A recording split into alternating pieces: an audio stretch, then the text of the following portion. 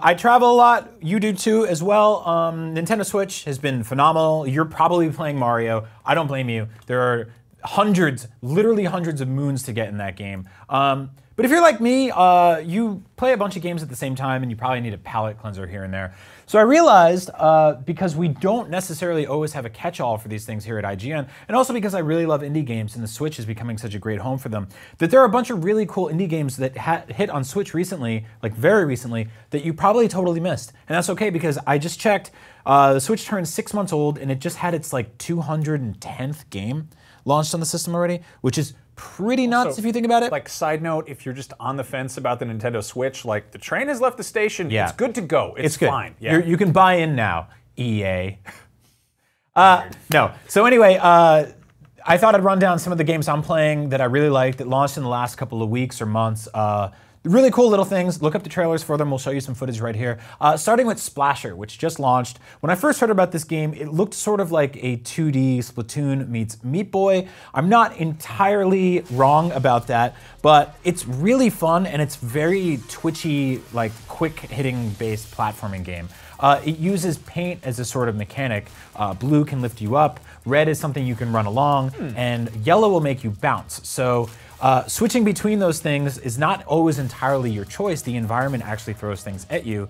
But it really punishes you and rewards you for playing well and getting through levels quickly. I'm sort of taking it at my own pace and sort of unlocking levels as they go. But it's really fun. It's a nice little surprise. It's really cartoony. It feels like something from sort of like late 90s, early 2000s era Nickelodeon.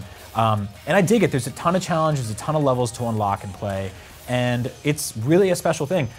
In terms of 2D platforming games on the Switch, you'd be surprised there actually aren't that many of them. There should be tons, because it's sort of a perfect platform for it, no pun intended, but it's just not there yet. But that's one of the ones that's early on in the first 6 months of the system. Just launched, it's $14.99, so check it out. If you have $3 and you want to spend $3 on a really cool game that'll cost you less than a coffee, a game just launched called Night Terrors. It's sort of an endless runner, but you play as, I know you're getting worried, I said endless runner, those are bitter words. But Night Terrors is sort of this weird 90s throwback 16-bit game starring this knight that's blue, who isn't named Shovel Knight. This looks like a blacklight poster. Yeah, it's really cool. So it's $3, and the more you play, the higher score you get. You actually unlock different modes and different sub-weapons, so it sort of has this kind of like roguelike element to it. This was designed by Nicholas, who worked on a couple other games on Switch. One of them, they've been porting Cave Story for years. They do really cool stuff with physical copies of games. This one will probably never get one because it's so cheap. But seriously, it's $3. The Switch is perfect for sort of like pick up and play, quick arcade, skill-based games like this. I want to see more of them. I don't want to play a game like that on my phone. I want to play it on Switch, so I'm glad it's there. Coming up next is Wolverblade, a game I really want to do a Let's Play with Max about. Maybe we'll do that next week.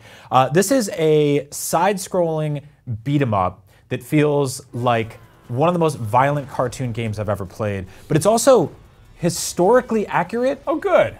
So a lot of the environments here were based on real battles, which sounds like when, you know, Kaz Hirai described Genji 2 at that famous Sony press conference. But the art style is gorgeous, super violent. When you're look at that, you rip off somebody's head, you can actually pick up their head and throw it. I don't know how historically accurate that was, but it'll actually like show you a battle in a level, and then you'll beat it, and afterwards there's like drone footage of where that battle actually really took place. Cool. It's really clever. It's got co-op. Couple players can play at the same time. Castle Crasher vibe to it. Totally. Very, very difficult. Like really hard game. It kind of pushes back a little more than I'd hoped. I hope they patch an easy mode into it. But it's really cool. This is just like made by a very small team of passionate people. They worked on it for 5 years. And it's called Wolverblade. And it's out now. It's $20, so go check that out. We talked about action platformings, we talked about Nicholas. One of the other games they make is called Tiny Barbarian. This one's $30, a little pricier than I would have kind of hoped, but the physical packaging for it's really awesome. This is very old school, Ghouls and Ghosts, Karnov, almost like a little bit of sort of action platformer vibe to it here. Oh, that's not good. Yeah. All right. So this is actually, yeah, there it is. So this is the actual gameplay.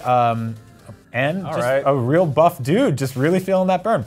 So 16-bit art style, it feels like something from a very long lost era from the 90s, something you would have rented back in the day. Awesome boss fights. The cool thing about this game is that it doesn't have lives. You got to get creative when you're making a trailer yeah, that's for like how you do it. game. So you get through sections of the level, and then you never have to play them again. You just move on to the next thing. So you won't have to worry about game overs and stuff like that. But each sort of screen is very difficult. We focus on a lot of sort of like side-scrolling platform stuff. I wanted to focus on one that is a little different. This game's called Implosion. It's top-down. It's $11.99, and it's a port of a mobile game. Again, scary words, but this one has no microtransaction nonsense. Good, I hate microtransactions. Microtransaction. And it's got like none of that, just like, you just buy it for 12 bucks and you own all the content. This is a top-down, sort of 3/4 angle. Hopefully you have some footage. There it is, look at that donk. I love this movie. And so this is an action sort of an action game, not really platforming.